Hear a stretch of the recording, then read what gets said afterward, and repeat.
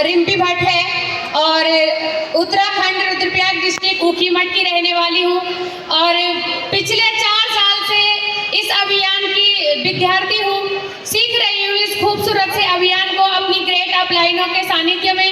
मैं प्रणाम करती हूँ इस मंच के माध्यम से आदरणीय टीसी सर, हमारे अभियान के संस्थापक, प्रणाम करती हूँ सभी रिस्पेक्टेड कोर लीडर और प्रणाम करती हूँ पूरी यूथ टीम का जिन्होंने इतना बड़ा आयोजन किया।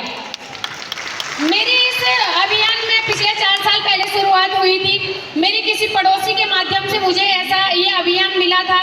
शुरुआत में मैंने सीरियसली नहीं लिया इस काम को, क्योंकि 2 वक्त की रोटी के लिए बहुत ज़्यादा स्ट्रगल नहीं करना पड़ता था और ऐसा नहीं लगता था कि इस काम की ज़रूरत है, क्योंकि आसानी से जो है 2 वक्त की रोटी मिल जाती थी। लेकिन उसके बाद मेरे जीवन में एक ऐसी घटना हुई जिसने जो है मुझे हिलाकर रख दिया अंदर से, और ये हो गया था कि अब जीवन आगे जीना है या यही खत्म करना है। क्योंकि मेरे 2 छोटे छोटे बच्चे थे, मेरी एक बेटी 4.5 साल की और बेटा 2.5 साल का। तो 2 छोटे बच्चों के साथ में जो है मेरे पति ने मुझे छोड़ दिया था और ऐसे लग रहा था कि मैं कौन सा तरीका अपनाऊं जिससे मैं अपने आप को ही खत्म कर दूं।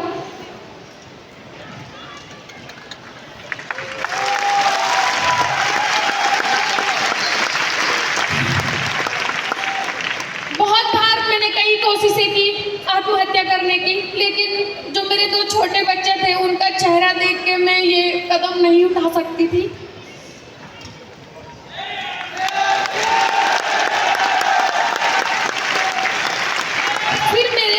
जब मेरी संघर्ष भरी जीवन की शुरुआत हुई तो मैंने सिलाई के काम से शुरू किया, सिलाई से शुरू किया। और लॉकडाउन के टाइम पे मेरी ऐसी परिस्थिति थी कि मेरे पास 100 रुपया तक नहीं था, तो सिलाई से शुरुआत की। थोड़ी बहुत 4-5 हज़ार रुपये इकट्ठा किए, उससे मैंने कुछ लेडीज कॉस्मेटिक सामान खरीदा गाँव में, उसको बेचने लगी, मेलों में ठेलियाँ तक लगाती थी।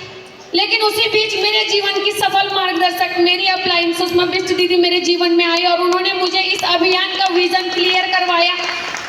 उन्होंने मुझे बताया कि बहन, आप भी जो है कब तक सिलाई करती रहोगे, आप इस काम से बहुत बड़ा काम कर सकते हो इस अभियान के माध्यम से। और यह अभियान महिला सशक्तिकरण पे काम कर रहा है। मैंने कहा मैं कैसे कर पाऊंगी। उन्होंने कहा आपको जो है ऑनलाइन मीटिंग अटेंड करनी है और सीखना पड़ेगा यहाँ पे। तो मैंने कहा दीदी माफ़ करना, मेरे पास बटन वाला फ़ोन है, मैं नहीं सीख सकती हूँ, मैं कैसे करूँगी। तो उन्होंने कहा अगर कामयाबी चाहिए तो टूल्स बहुत ज़रूरी है, तुम्हें लेना पड़ेगा। तो मैंने अपनी माँ से रिक्वेस्ट करके एक फ़ोन मंगाया था और मेरी माँ ने मुझे फ़ोन दिलाया था 9,000 रुपये का। काम करने का कोई बड़ा मकसद नहीं था शुरुआत में, क्योंकि मुझे समझ नहीं आ रहा था, क्योंकि जो मेरी अपलाइन है वो बहुत अच्छी खासी पढ़ी लिखी महिला, उनकी एजुकेशन के बारे में मैं क्या बताऊं, क्योंकि मुझे पता ही नहीं है कि वो डिग्रियां क्या होती है। उनको कहते हैं कि B.Ed M.Ed क्या क्या कर रखा है, UTED CTED पता नहीं क्या क्या बोलते रहते हैं वो। तो मैंने कहा ये शायद पढ़े लिखे लोगों का काम है, क्योंकि मैं सिर्फ हाई स्कूल हूँ। और मैंने यहाँ पे जो है मुझे लगा मेरे बस का नहीं है, मैं नहीं कर पाऊंगी। लेकिन मेरी अपलाइन ने मुझे विश्वास दिलाया, भरोसा दिलाया कि नहीं तुम कर सकते हो। तो शुरुआत में मकसद था सिर्फ 9,000 रुपये का फ़ोन जो मेरी माँ ने दिलाया है उसकी कीमत वसूल होनी चाहिए। तो वहाँ से शुरुआत की थी। एक ऐसे घर में मैं रहती थी जहाँ पे बारिश के दिनों में हम पूरे बिस्तर पे सो नहीं पाते थे। तीनों, हम मेरे 2 बच्चे और मैं, हम तीनों 3 बेड के कोने पकड़ के सो जाते, क्योंकि बीच बिस्तर में पानी टपकता था और नीचे जो है बर्तन रखने पड़ते थे। तो इस संघर्ष के साथ मैंने इस काम को शुरू किया और मैं धन्यवाद करती हूँ आदरणीय टीसी सर का, जिन्होंने सही में महिला सशक्तिकरण के ऊपर काम किया है, सिर्फ बातें नहीं। अगर आज ये अभियान नहीं होता, पता नहीं मैं इस दुनिया में होती नहीं होती, और होती भी तो पता नहीं कहाँ किस गुमनाम की जिंदगी जी रही होती।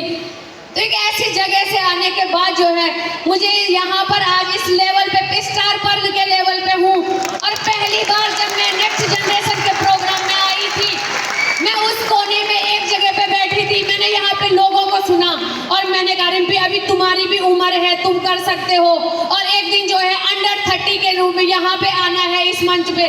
और आज जो है मैं सभी अपनी ग्रेट अपलाइनों को प्रणाम करती हूँ, धन्यवाद करती हूँ, जिनकी वजह से आज मैं यहाँ पे हूँ, जिन्होंने मुझे बहुत सपोर्ट किया, सहयोग किया। और मैं हर महिला को कहती हूँ कि अगर मैं कर सकती हूँ तो आप सभी कर सकते हैं।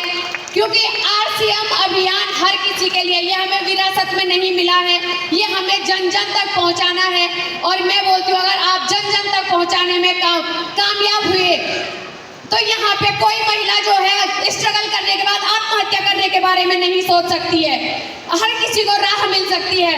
तो बहुत बहुत धन्यवाद करती हूँ मैं एक बार फिर से सभी अपनी अपलाइनों का जिन्होंने मुझे यहाँ तक आने का मौका दिया।